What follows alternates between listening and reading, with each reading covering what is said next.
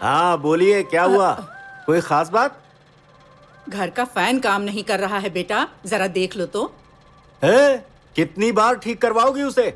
इस दुनिया से उस दुनिया तक? माता जी, वो फैन है, तुम्हारे जैसी उम्र नहीं है उसकी। इस बार मैं शहर में जाऊंगा ना, तो तुम्हारे लिए ताली बजाकर चलने वाला फैन लाऊंगा।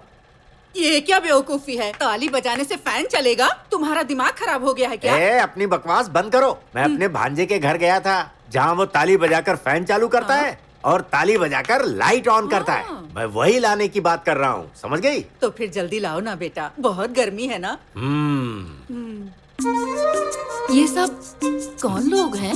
मर गए क्या? ओह, ये कैसी बातें कर रही हो? ये सारे लोग बड़ी बड़ी कंपनीज के मालिक हैं। इनकी फोटो मेरे भांजे के घर में है। तेरा भांजा क्या करता है बेटा? वो बहुत बड़ा सॉफ्टवेयर इंजीनियर है। 2 लाख रुपए महीने का कमाता है। अरे बाप रे।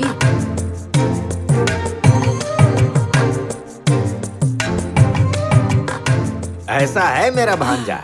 तेरे परिवार में ही इतना अच्छा लड़का है, तो मनसा की शादी उससे क्यों नहीं करवाता? उनसे बात करना। अरे, ये तो तुमने मेरे मुंह की बात छीन ली। सुगंधा को फोन कर। भैया, कैसे हो? मनसा कैसी है? अरे सब ठीक है बहना। मुझे तुम्हें अभी कुछ याद दिलाना है। मनसा और चैतन्य की शादी हमने बचपन में ही तय की थी ना। अब दोनों ही बच्चे बड़े हो गए हैं, तो उनकी शादी होनी चाहिए।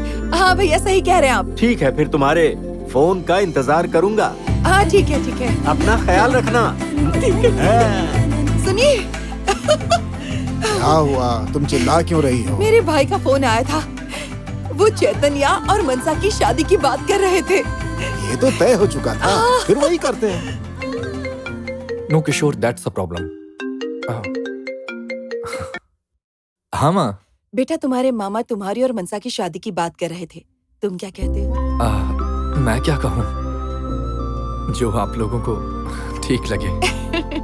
तो हम शादी की तैयारियां शुरू करते हैं। छुट्टी लो और जल्दी आ जाओ। तुम अपने काम में बड़े लापरवाह हो। ठीक है, मैं आ जाऊंगा। माँ, क्या मनसा ने शादी के लिए हाँ कहा? हाँ, उसने हाँ कहा, इसीलिए तो मामा ने फोन किया था ना। ठीक है माँ, मैं आ जाऊंगा। हाँ। इन दिनों तुम्हारे डेस्कटॉप पर मनसा की तस्वीर होती थी, पर अब वो तुम्हारे लाइफ के कवर पेज पे आने वाली है।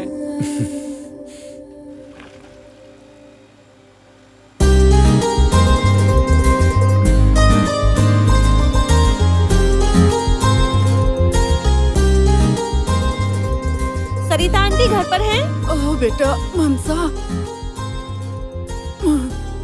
बैठो बेटा। अब कैसी है तबीयत? दवाई ले रही है ना आप? हाँ, दवा लिया था मैंने। तुम मेरी दवा बंद नहीं करती हो और हर महीने मेरी पेंशन आएगी, इसका कोई पता नहीं, फिर भी दवाई ले आती हो।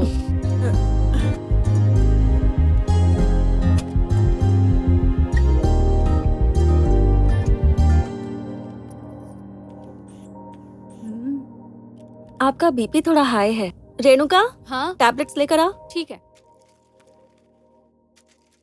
किसी भी अस्पताल जाऊं, लेकिन मुझे आराम नहीं मिलता। तुम्हारी गोली से ही मेरा बुखार उतरता है। अपनी दवाइयाँ टाइम पर लीजिए और अच्छा खाना खाइए।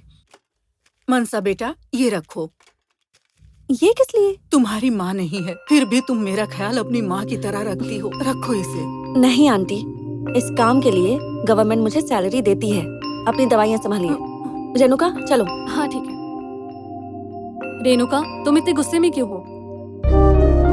इस गांव में जहाँ जाऊँ सब जानते हैं कि मेरी माँ नहीं है। जिस घर में जाती हूँ वहाँ हर कोई यही बात करता है और मुझ पर दया दिखाता है, लेकिन ऐसा क्यों? ये कोई नई बात नहीं है, तुम टेंशन मत लो।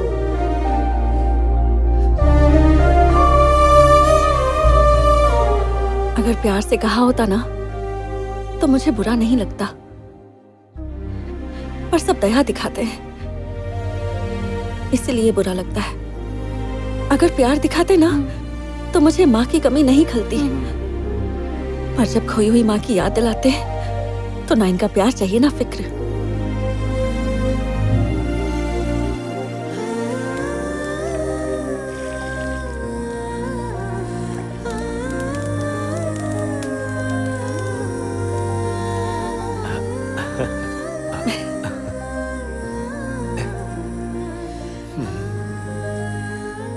अरे तू क्यों परेशान हो रही है? मेरा काम है, रख दे।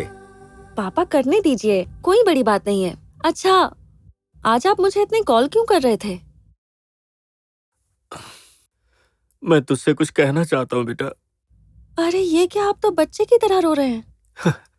कोई खास बात नहीं है, बस तेरी शादी के बारे में सोचकर मेरा मन भारी हो गया। जिसे होने में बहुत समय है, उसे लेकर अभी से परेशान क्यों हो रहे हैं? कुछ खास नहीं बेटा। परसों मैं हैदराबाद गया था अपने भांजे से मिलने।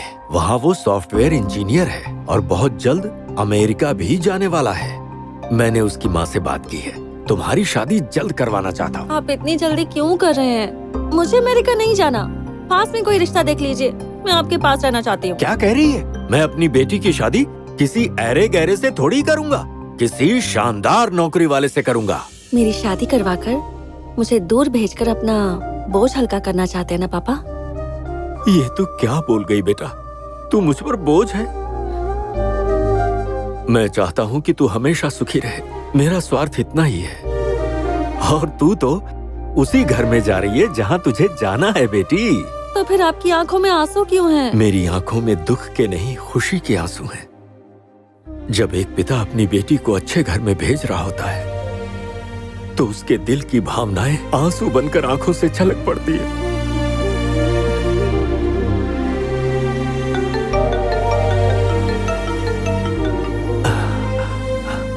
हाँ बोलो बहन। चैतन्या ने शादी के लिए हाँ कह दी। मेरे भांजे ने शादी के लिए हाँ कह दी है?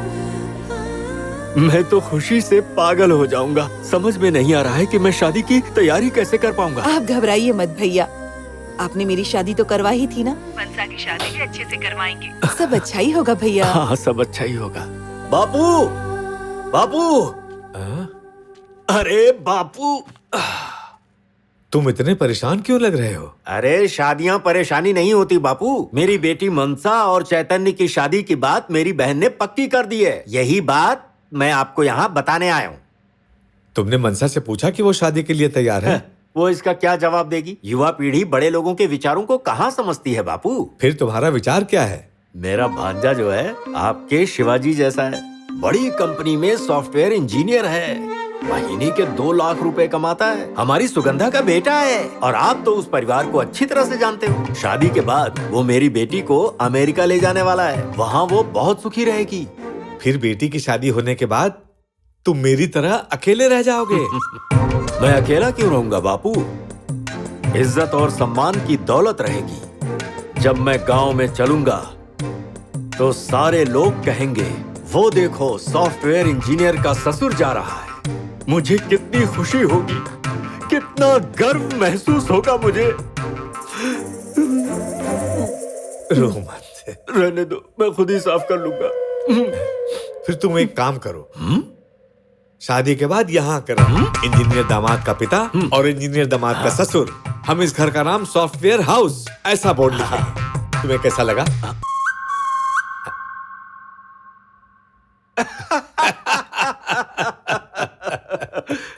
शानदार।